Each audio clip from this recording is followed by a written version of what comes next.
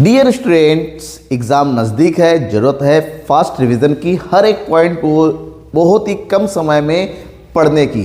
कम समय है, पढ़ने के लिए ज़्यादा चीज़ें हैं, तो मैं लेकर आया हूँ आपके लिए रिवीजन का एक ऐसा सीरीज जहाँ पर आपको हर एक बेसिक पॉइंट आपको मिलेगा एक छोटे से वीडियो में, जहाँ पर आप एग्ज़ाम की बेहतरीन तैयारी कर सकते हैं। हर एक टॉपिक का वन शॉट, चैप्टर वाइज नहीं, टॉपिक वाइज, जहाँ पर आपको टॉपिक कवर कर सके। पार्टनरशिप से लेके share and analysis of accounting तक सब कुछ मिलेगा आपको। प्रिपरेशन खटाखट होगा, बस बने रहना है आपको मेरे साथ। आज की इस क्लास में मैं बता रहा हूँ पार्टनरशिप की बेसिक्स के बारे में, यानी कि ये पूरा जो वीडियो होने वाला है वो थ्योरेटिकल होने वाला है, क्योंकि इस चैप्टर से जो एमसीक्यूज बेस्ड क्वेश्चन पूछे जाते हैं वो ऐसे क्वेश्चन होते हैं जो बेसिक छोटे छोटे पॉइंट से रिलेटेड होते हैं, जो कि हम अक्सर पढ़ते हुए इग्नोर कर देते हैं। तो वो सारे बेसिक चीज़ मैं बताने वाला हूं, बने रहना। लास्ट में मैं आपको वो चीज़ बताऊंगा, वो ट्रिक बताऊंगा इस चैप्टर से रिलेटेड जो आपके एग्जाम में बहुत ज़्यादा काम आएगा, यानी कि बने रहना है आपको मेरे साथ। ठीक है, डे 1 है, क्योंकि लगातार आपको एग्जाम तक आपको अकाउंटेंसी का प्रॉपर मटेरियल मिलता रहेगा, जहाँ पर हम बात करेंगे बेसिक्स ऑफ पार्टनरशिप की। पार्टनरशिप के कौन कौन से बेसिक्स है। शुरुआत करेंगे मीनिंग ऑफ पार्टनरशिप से। पार्टनरशिप क्या है, what do mean by the partnership.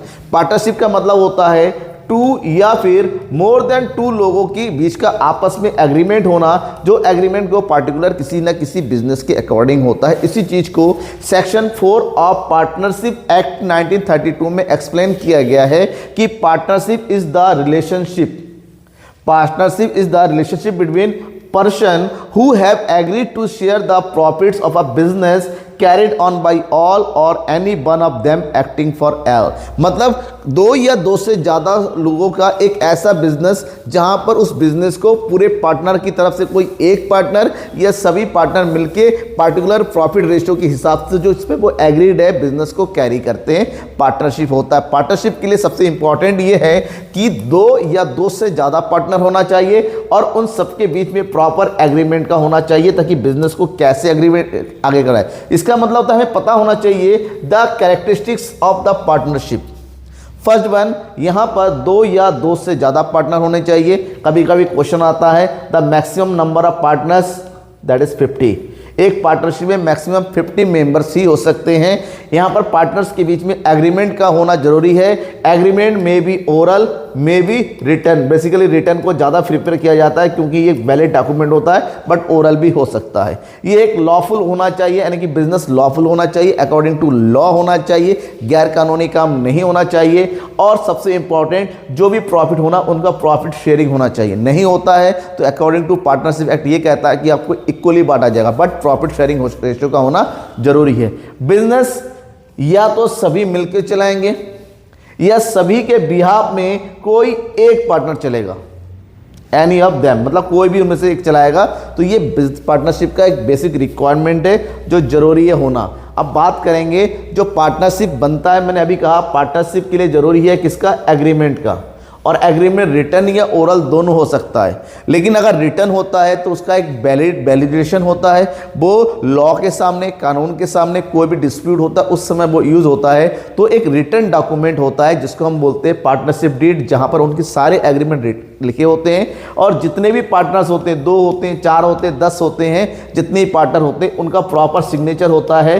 और ये बिजनेस का एक वैलिड डॉक्यूमेंट होता है, यानी कि बिजनेस का ये प्रॉपर गाइडलाइन होता है जिसके अकॉर्डिंग पूरे बिजनेस को चलाया जाता है, जिसमें हर एक इंपॉर्टेंट क्लॉज को, हर एक इंपॉर्टेंट पॉइंट को, हर एक इंपॉर्टेंट एग्रीमेंट यानी कि वैलिड पॉइंट को लिख के रखा जाता है। लाइक दिस, कौन कौन से पॉइंट बेसिकली हो सकते हैं आपको पता होना चाहिए, एग्जाम में पूछा जा सकता है। कंटेंट्स ऑफ पार्टनरशिप डीड, इसमें बिजनेस का नेम, बिजनेस का एड्रेस और मेन बिजनेस क्या है वो, साथ ही साथ बिजनेस की पार्टनर कौन कौन होते हैं, पार्टनर का एड्रेस क्या है, बिजनेस कब फॉर्म किया जा रहा है, कौन पार्टनर कितना कैपिटल लगा रहा है, उन पार्टनर के बीच में प्रॉफिट या लॉस होने पर उनको डिस्ट्रीब्यूट कैसे किया जाएगा, सैलरी, कमीशन, अलाउंस कैसे दिया जाएगा, पार्टनर की राइट्स क्या होंगे, ड्यूटीज क्या होंगे, पार्टनर को कितना लायबिलिटी पे किया जाएगा, ड्यूरेशन पार्टनरशिप चलाया जाएगा उसका ड्यूरेशन क्या है, उनकी टाइमिंग क्या होगी, 1 साल, 2 साल, 10 साल, 5 साल, जो भी हो, ऑडिटर कैसे होगा, अकाउंटिंग पीरियड क्या होगी, हर एक पॉइंट, रूल्स, रेगुलेशन, सब कुछ नया पार्टनर कैसे आएगा, कोई रिटायरमेंट हो रहा है तब कैसे ट्रीट होगा, डेथ होने पर कैसे होगा, डिस्प्यूट होने पर कैसे ट्रीट किया जाएगा, हर एक क्लॉज को यहाँ पर लिखा जाता है। इन पूरे को जो रिटर्न फॉर्म होता है that is known as partnership deed. तो इस पार्टनरशिप डीड के फायदे क्या होते हैं, क्यों लिखना जरूरी है? मैंने कहा ओरल भी हो सकता है बट डीड का होना इसलिए है क्योंकि a written partnership deed plays important role in the avoiding disputes and conflicts. क्योंकि रिटर्न है, सबके सिग्नेचर है, तो झगड़ा और विवाद जो होता है उससे बचा जा सकता है। A written partnership deed can be use as a evidence in court of law. अगर आपके सामने बाई चांस कोई झगड़ा हो भी जाता है तो उसी as a evidence partnership deed को लॉ के सामने, कोर्ट के सामने रखा जा सकता है।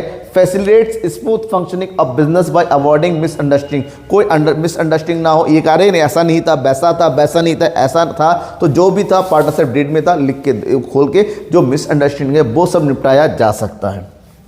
बट कभी कभी क्या होता है ना कि हम तो अच्छे दोस्त हैं, जरूरत क्या, अच्छे दोस्त से मिलकर बिजनेस शुरू कर देते हैं। तो जब मिलकर बिजनेस शुरू तो कर देते हैं, डीड नहीं बनाते हैं। जब डीड नहीं बनाता है, दोस्ती एक टाइम के बाद जब पैसा बीच में आ जाता है दोस्ती खत्म होती है।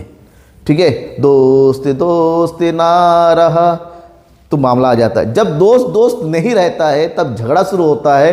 उस झगड़े को निपटाने के लिए आप कोर्ट जाते हैं तो कोर्ट कहता है भैया पार्टनरशिप डीड कहाँ है? आप कहते हैं तो हम तो दोस्त थे, जब तब पार्टनरशिप डीड की जरूरत नहीं थी, लेकिन आप दोस्त नहीं रहे तो आप भैया सुलझाओ मैटर। तो कोर्ट डायरेक्टली कहता है कि जब आपने पार्टनरशिप डीड नहीं बनाया था तो आपके बीच में झगड़ा हो गया, तो एक काम करो, पार्टनरशिप एक्ट फॉलो करो। According to the partnership act, partnership act ये कहता है कि अगर पार्टनरशिप डीड अब्सेंस है उस time number 1 profit sharing ratio उनके बीच में इक्वल डिस्ट्रीब्यूट होगा। ठीक है, इंटेंशन कैपिटल नहीं दिया जाएगा। इंट्रेशन लोन जो पार्टनर अगर कोई लोन देता है अपनी तरफ से बिजनेस को एडिशनल, तो उस पर ओनली और ओनली 6% पर एनम के हिसाब से इंटरेस्ट दिया जाएगा। इंट्रेशन ड्राइंग बिल्कुल चार्ज नहीं किया सकता। एंड सैलरी रिम्यूनरेशन के नाम पे कोई सैलरी नहीं दिया सकता, कोई कमीशन नहीं दिया सकता, कोई रिम्यूनरेशन नहीं दिया सकता। तो ये सब है पार्टनरशिप डीड का अब्सेंस। और अब्सेंस ऑफ पार्टनरशिप बहुत इंपॉर्टेंट है, याद रखिएगा, क्योंकि वाइवा में भी ये क्वेश्चन पूछा जाता है। नेक्स्ट है राइट्स ऑफ अ पार्टनर। एक बिजनेस में, एक पार्टनरशिप में एक पार्टनर का राइट क्या होता है? Number 1 right to take part in management. Business का मैनेजमेंट पार्टनर से होता है तो हर एक पार्टनर को प्रॉपर इक्वल राइट होता है कि वो मैनेजमेंट में पार्टिसिपेट करे।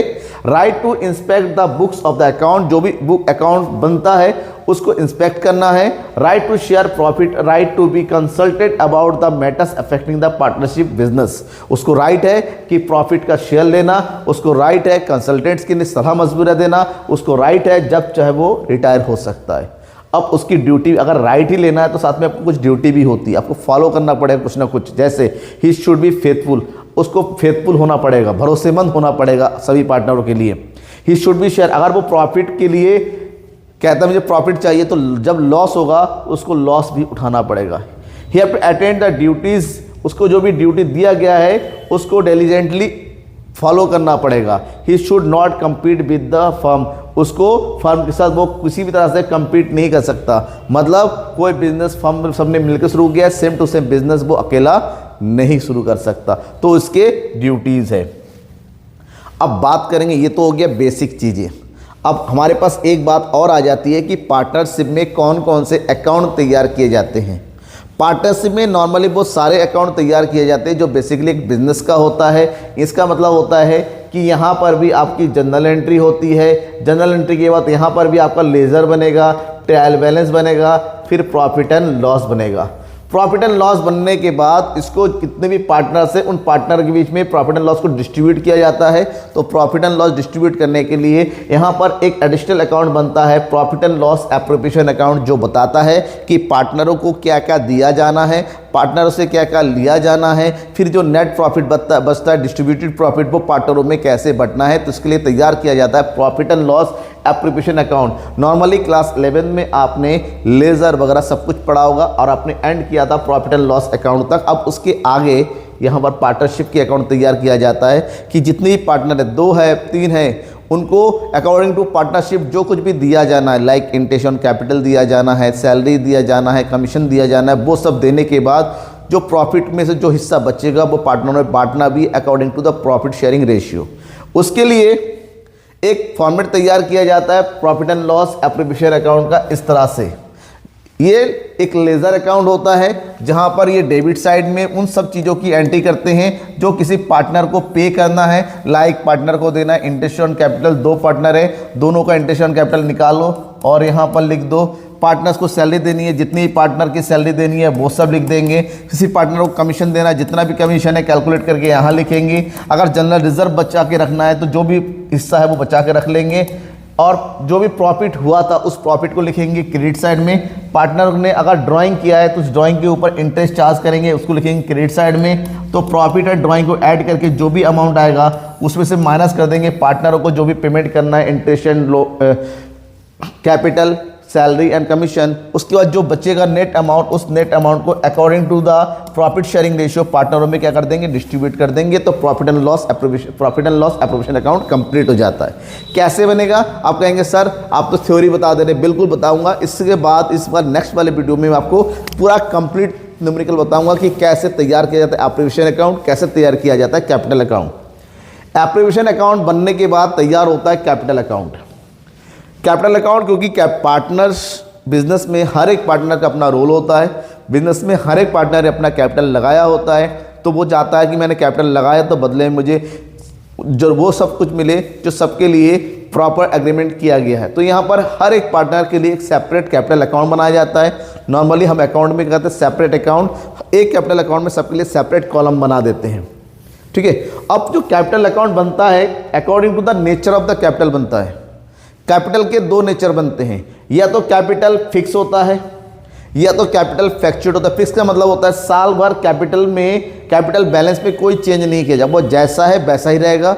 और फ्लैक्चुएट का मतलब होता है कैपिटल में ऐड भी होगा, कैपिटल में हमें माइनस भी कर सकते हैं, चेंजेस कर सकते हैं। तो अगर फिक्स कैपिटल अकाउंट होता है, फिक्स कैपिटल अकाउंट तैयार करने के लिए हमारे पास कंडीशन का होना जरूरी है। तो दो कंडीशन होता है। अगर क्वेश्चन में when additional capital is introduced by the partners, when some part of capital is withdrawn permanently by the partner, ध्यान रखना ये फिक्स कैपिटल में इंक्लूड किया जाएगा।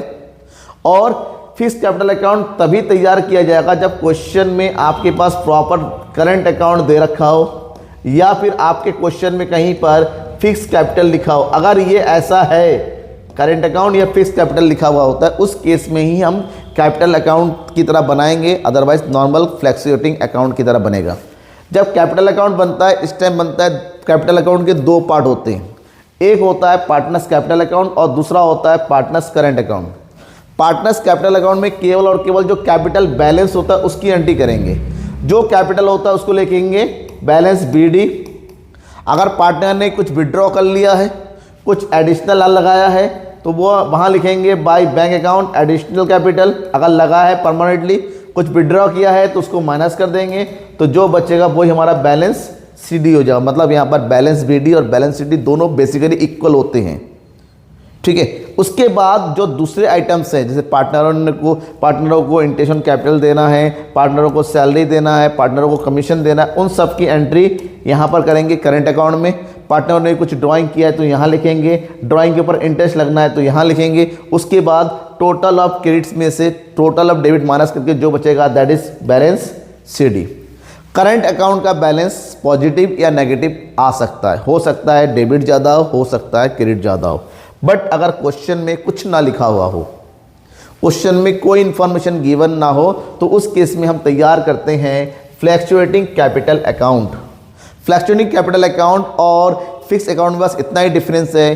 फिक्स कैपिटल अकाउंट में कैपिटल अलग हो जाता है, बाकी एडजस्टमेंट अलग किए जाते हैं। यहाँ पर बैलेंस BD में कैपिटल लिखा जाता है। ये बैलेंस BD मतलब कैपिटल बैलेंस होता है, ये जो भी कैपिटल बैलेंस होता है वो लिखा जाता है। उसके बाद जो कुछ भी पार्टनरों को मिलता है, पार्टनर ने एडिशनल कैपिटल लेके आया, पार्टनरों को कैपिटल दिया जाना है, इंटेंशन कैपिटल, पार्टनरों को सैलरी दिया जाना है, पार्टनर को कमीशन दिया जाना है, उन सब का टोटल यहाँ कर देंगे। पार्टनरों ने विड्रॉ किया है वो यहाँ लिखेंगे, ड्राइंग किया है वो यहाँ लिखेंगे, ड्राइंग के ऊपर इंटरेस्ट लगा हुआ है यहाँ लिखेंगे, अगर लॉस हुआ है तो लिखेंगे। इसके बाद क्रेडिट का टोटल करेंगे, डेबिट का टोटल करेंगे, क्रेडिट में से माइनस जो बचेगा वो होता है बैलेंस CD। नॉर्मल केस में कभी कभार होता है कि कैपिटल अकाउंट नेगेटिव आ जाता है, नॉर्मली कैपिटल अकाउंट पॉजिटिव ज़्यादा आता है। ठीक है, कभी कभी नेगेटिव आ सकता है बट पॉजिटिव ज़्यादा आता है। ये तो हो गया कैपिटल अकाउंट का फॉर्मेट, समझ में आ गया। इसके में एक चीज़ और बचाता है, छोटी छोटी चीज़ें, that is interest on capital calculate करना होता है। इंटरेस्ट ऑन कैपिटल शॉर्ट में बोलता है आईओसी। अगर पार्टनर ने बिजनेस में कैपिटल दिया है, पैसा लगाया है, और एग्रीमेंट है कि पार्टनर अगर पैसा बिजनेस में लगा रहा है तो बिजनेस उसके बदले में इंटरेस्ट पे करेगी, तो कैपिटल के बदले में इंटरेस्ट पे करना होता है इंटरेस्ट ऑन कैपिटल।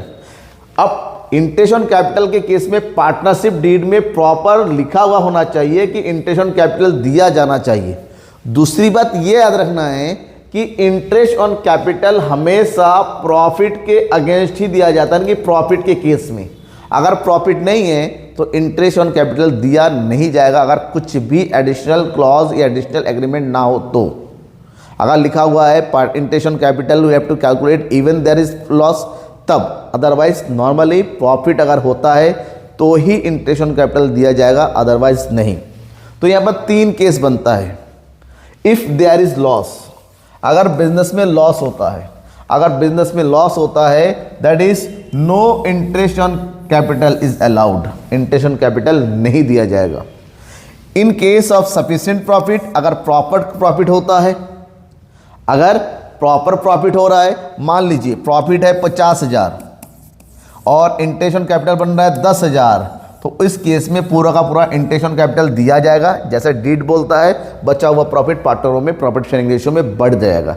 लेकिन कभी कभी ऐसा होता है इन केस ऑफ इनसफिशिएंट प्रॉफिट, मान लीजिए प्रॉफिट हो रहा है 20,000, प्रॉफिट हो रहा है 20,000, लेकिन जो इंटरेस्ट ऑन कैपिटल है वो बन रहा है 30,000, यानी कि प्रॉफिट से ज़्यादा इंटरेस्ट ऑन कैपिटल बन रहा है। उस केस में जितना प्रॉफिट है उसी को as a interest on capital बांट दिया जाएगा according to their capital ratio, according to their capital ratio. देखिए लिखा हुआ है interest on capital is allowed only to the extent of profit in the ratio of interest on capital of each partner, जिसका जितना interest on capital बनता है उसी ratio के अकॉर्डिंग प्रॉफिट को बांट दिया जाएगा, जिसको बोलते हैं कैपिटल रेशियो के अकॉर्डिंग। ठीक है, अब क्योंकि प्रॉफिट के according he interest on capital दिया जाना है, प्रॉफिट है ही नहीं, जितना है उतना ही बांट दो। ठीक है, ये 3 केस बनता है। इसके बाद आता है इंटरेस्ट ऑन ड्राइंग। अगर पार्टनर ने ड्राइंग किया है, बिजनेस सबका है, और बिजनेस से अगर पार्टनर अपने पर्सनली यूज़ के लिए पैसा निकाल रहा है तो बदले में उसको पेमेंट करना पड़ेगा इंटरेस्ट का। और ड्राइंग करने की बहुत सारे केस होते हैं, कभी कभी पार्टनर फ्रीक्वेंटली ड्राइंग करते हैं, कभी कभी परमानेंट ड्राइंग करते हैं, कभी एक बार ड्राइंग करते हैं, कभी 6 महीने में ड्राइंग करते हैं। तो ड्राइंग के अकॉर्डिंग उनके ऊपर इंटरेस्ट चार्ज होता है। रेट ऑफ इंटरेस्ट फिक्स होता है according to the partnership deed, but according to the time of drawing, time of drawing के अकॉर्डिंग की ड्राइंग को कैलकुलेट करने का भी एक एवरेज पीरियड कैलकुलेट होता है। उसी एवरेज पीरियड, अगर क्वेश्चन में कुछ नहीं दे रखा है, क्या लिखा हुआ है, एक पार्टनर ने एनुअली 50,000 रुपये ड्राइंग किया हुआ है और इंटरेस्ट ड्राइंग है 10%, तो उस केस में क्या किया जाएगा, उस केस में एक एवरेज पीरियड होता है 6 मंथ, 6/12 का इंटरेस्ट ड्राइंग कैलकुलेट किया जाएगा। अब बात ये करेंगे पार्टनर ड्राइंग करते किस केस में, तो method of calculation interest drawing. When fixed amount is withdrawn by the partner after regular intervals and rate of interest is given in the question with the word per annum। Normally अगर fix amount withdraw किया जाता है fix time पे, मतलब हर महीने किया जा रहा है, क्वार्टरली किया जा रहा है, हर 6 महीने में किया जा रहा है, तो उस केस में सबसे पहले कैलकुलेट करना पड़ेगा एवरेज पीरियड। ठीक है, और एवरेज पीरियड कैसे कैलकुलेट किया जाएगा, एवरेज पीरियड मतलब जब टाइम ऑफ फर्स्ट ड्राइंग, पहली बार जब ड्राइंग किया उसके बाद कितना टाइम बचा हुआ है, प्लस जब लास्ट बार ड्राइंग किया है उसके बाद कितना टाइम बचा हुआ है। ठीक है, मान लीजिए जनवरी के पहले महीने में ड्राइंग किया है तो इसके बाद बचता है 12 महीने, फिर दिसंबर में ड्राइंग किया इसके बाद बचता है 1 महीने, तो हुआ है कितना, 13 महीने। 13 को 2 से डिवाइड कर देंगे तो 2 या 2 × 12 2 5, तो कितना बचता है 6.5। इसका मतलब हर महीने के अगर पहले दिन अगर विड्रॉ कर रहा है तो 6.5 मंथ का एवरेज पीरियड लगेगा, ये एवरेज पीरियड का है। अब उसके बाद जो भी टोटल ड्राइंग साल भर में किया है, जो भी रेट दे रखा है उसमें एवरेज पीरियड से मल्टीप्लाई कर देंगे तो रेट ऑफ इंटरेस्ट आ जाएगा। अब इसके लिए कई सारे केस है। Number 1, when interest is given without the word annum, अगर किसी केस में पर एनम लिखा हुआ नहीं है, क्या लिखा हुआ नहीं है, पर एनम लिखा हुआ नहीं है, ये एनुअली लिखा हुआ नहीं है, तो उस केस में कि interest on drawing is calculate with a flat rate effective of the date of drawing. Flat rate मतलब पूरे साल का कैलकुलेट किया जाएगा। नॉर्मली लग जाएगा total drawing multiply by rate of interest upon 100, ये फॉर्मूला लग जाएगा, टाइम लेगा। लेकिन किसी भी क्वेश्चन में अगर पर एनम लिखा हुआ है या फिर एनुअली लिखा हुआ है तो वहाँ पर फार्मूला लग जाएगा rate of interest multiply by 6/12, ये फार्मूला लग जाएगा। When different amount are withdrawn and different time interval, कभी कभी ड्राइंग ऐसा होता है टाइम भी चेंज होता है, अमाउंट भी चेंज होता है, उस टाइम पे इंटरेस्ट ऑन ड्राइंग कैलकुलेट कैसे किया जाए, क्योंकि वहाँ पर तो ना टाइम का फिक्स है ना अमाउंट का फिक्स है। उस केस में दो तरीका है। पहला तरीका है सिंपल इंटरेस्ट, कि जितनी बार वो किया है विड्रॉ किया है उतनी बार अलग अलग इंटरेस्ट कैलकुलेट करे। लेकिन टाइम बचाने के लिए एक दूसरा मेथड होता है जिसको बोलते हैं प्रोडक्ट मेथड। प्रोडक्ट मेथड में क्या करते हैं, यहाँ पर छोटा सा एक प्रोडक्ट टेबल बनाया जाता है कि ड्राइंग डेट क्या है, ड्राइंग का अमाउंट क्या है, जिस दिन ड्राइंग किया उस दिन से एंड ऑफ द पीरियड क्या हुआ, और अमाउंट और पीरियड को क्या कर देते हैं मल्टीप्लाई कर देते हैं। उसके बाद इन सब का करेंगे टोटल करने के बाद जो भी टोटल प्रोडक्ट आता है उसको मल्टीप्लाई कर देंगे रेट ऑफ इंटरेस्ट से अपॉन 100, उसके बाद 1/12 से मल्टीप्लाई कर देंगे तो हमारा इंटरेस्ट ऑन ड्राइंग आ जाएगा। ठीक है। कभी कभी हाफ ईयरली ड्राइंग होता है, अगर हाफ ईयरली ड्राइंग होता है तो हाफ ईयरली ड्राइंग करने के भी 3 केस है। ड्राइंग किया जाता है बिगिनिंग में, अगर ड्राइंग बिगिनिंग में होता है हाफ ईयरली ड्राइंग मतलब साल में 2 बार, इसका मतलब होता है अगर मान लो 5000 विड्रॉ किया जा रहा है तो 2 से मल्टीप्लाई करेंगे, टोटल ड्राइंग कितना हो गया 10, तो total drawing multiply rate of interest upon 9/12। अगर साल के बीच में 6 महीने के बीच में किया जाता है 6/12 का एवरेज टाइम लगाएंगे, फार्मूला सेम, और एंड में किया गया है 3/12 वाला लगाएंगे एवरेज पीरियड। तो एवरेज पीरियड को याद रखना है। नेक्स्ट है for monthly drawing for 6 month, अगर हर महीने विड्रॉ किया जाता है लेकिन केवल 6 महीने तक, जनवरी फरवरी मार्च अप्रैल मई जून तक विड्रॉ किया गया है, उसके बाद नहीं किया गया है, तो यहाँ पर 6 मंथ से मल्टीप्लाई कर देंगे जो भी ड्राइंग किया है तो टोटल आ जाएगा। तो टोटल अमाउंट को रेट ऑफ 100 और एवरेज पीरियड लगाएंगे, बिगिनिंग के लिए 3.5, मिडिल के लिए 3 और एंड के लिए लगाएंगे 2.5। ये एवरेज पीरियड याद रखिएगा, एवरेज पीरियड के अकॉर्डिंग ही कैलकुलेट किया जाता है। कभी कभी ड्राइंग पर मंथ होता है, पर मंथ में मैंने अभी बताया अगर पर मंथ के बिगिनिंग में होता है तो 6.5 मंथ का एवरेज टाइम लगाएंगे। फार्मूले कैलकुलेट करने का तरीका वही है, टोटल ड्राइंग निकालेंगे, टोटल ड्राइंग मतलब monthly drawing multiply by 12, rate of interest जो भी होता है upon 100 multiply by average period upon 12, यानी कि 6.5। अगर मिडिल में निकाला हुआ है तो 6 मंथ और एंड में निकाला हुआ आता है 5 अगर मंथली ड्राइंग है कुछ नहीं लिखा हुआ है तो 6 मंथ का ही लगाते हैं। कभी कभी क्वार्टरली ड्राइंग होता है तो टोटल ड्राइंग निकालने के लिए जो भी क्वार्टरली ड्राइंग होता है उसको 4 से मल्टीप्लाई करते हैं, क्योंकि एक साल में 4 क्वार्टर होते हैं 3-3 महीने के। बिगिनिंग में विड्रॉ किया गया है तो 7.5 मंथ, मिड में विड्रॉ किया गया है तो 6 मंथ और एंड में विड्रॉ किया गया है तो 4.5 मंथ। ये इंटरेस्ट एंड ड्राइंग कैलकुलेट करने के अलग अलग केस होते हैं जिसके अकॉर्डिंग इंटरेस्ट कैलकुलेट किया जाता है, ध्यान में रखना है। कभी कभी ऐसा होता है सारी अकाउंटिंग कैलकुलेशन हो चुकी होती हैं और हमें पता चलता है कुछ गलतियां हो गई। गलतियां क्या हो गई, हमने प्रॉफिट को डिस्ट्रीब्यूट कर दिया, भाई इंटरेस्ट ऑन कैपिटल दिया जाना था नहीं दिया, प्रॉफिट डिस्ट्रीब्यूट कर दिया, ड्राइंग दिया जाना था नहीं दिया, या फिर इंटरेस्ट ऑन कैपिटल 8% का था हमने 10% दे दिया, या 10% का था हमने 8% दे दिया। उस केस में जो भी एरर्स आती है उस एरर को हमें सही करने के लिए एक एडिशनल एंट्री करनी पड़ती है जिसको बोलते हैं एडजस्टमेंट एंट्री। और एडजस्टमेंट एंट्री में क्या होता है ना, नॉर्मली अगर इंटरेस्ट ऑन कैपिटल और प्रॉफिट शेयरिंग रेशियो दोनों अलग अलग चीज़ें, अगर इंटरेस्ट ऑन कैपिटल देना था नहीं दिया और प्रॉफिट रेशियो में बांट दिया, इसका मतलब जिसको जितना पैसा जाना चाहिए था एक्चुअल में उतना नहीं जा गया है, किसी को ज़्यादा चला गया है नॉर्मल से, किसी को कम गया है। जिसको ज़्यादा गया है उसके अकाउंट से पैसे निकालने हैं, जिसको कम गया है उसके अकाउंट में डालने हैं। तो यहाँ पर जिससे पैसे निकालने होते उसको करते हैं डेबिट, जिसके अकाउंट में पैसे डालने होते उसको करते हैं क्रेडिट। तो उसके लिए हमें एक एडजस्टमेंट टेबल तैयार करना होता है कुछ इस तरह से। टेबल में सबसे पहले कैलकुलेट किया जाएगा कि एक्चुअली में क्या होना चाहिए था, राइट। अगर पार्टनर को इंटरेस्ट ऑन कैपिटल दिया जाना ही था कितना था, सैलरी होना था तो कितना था, कमीशन होना था कितना था, अगर प्रॉफिट दिया जाना था तो कितना था, जो भी राइट था होना चाहिए था उसकी एंट्री करेंगे। जो भी आएगा उसका टोटल करेंगे। टोटल अमाउंट जो भी आएगा उस टोटल अमाउंट को जो गलत हो गया है क्या करेंगे, amount already received, profit sharing ratio में जो गलत हो रखा है उस गलत तरीके से डिस्ट्रीब्यूट कर देंगे।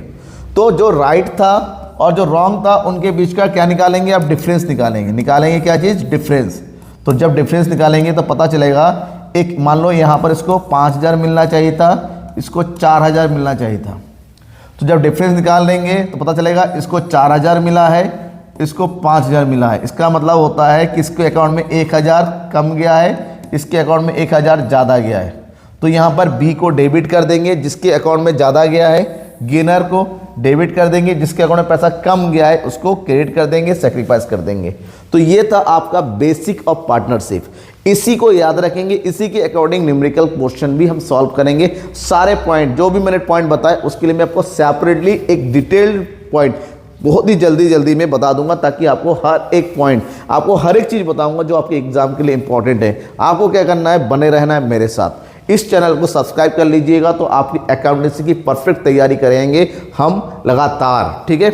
सैम्पल पेपर को सॉल्व करते रहिए, प्रीवियस ईयर के क्वेश्चन पेपर सॉल्व करेंगे। आप कहेंगे ये कहाँ से मिलेगा प्रीवियस ईयर के क्वेश्चन पेपर के लिए आपको जाना होगा theeconomicsguru.com पर, जहाँ पर आपको पिछले 10 सालों के, पिछले 5 सालों के additional question paper, sample question paper, model question paper सब कुछ मिलेगा फ्री ऑफ कॉस्ट में। डाउनलोड कर लीजिए और प्रैक्टिस कीजिए और लगातार बने रहिए मेरे साथ। तब तक के लिए थैंक यू एंड बाय।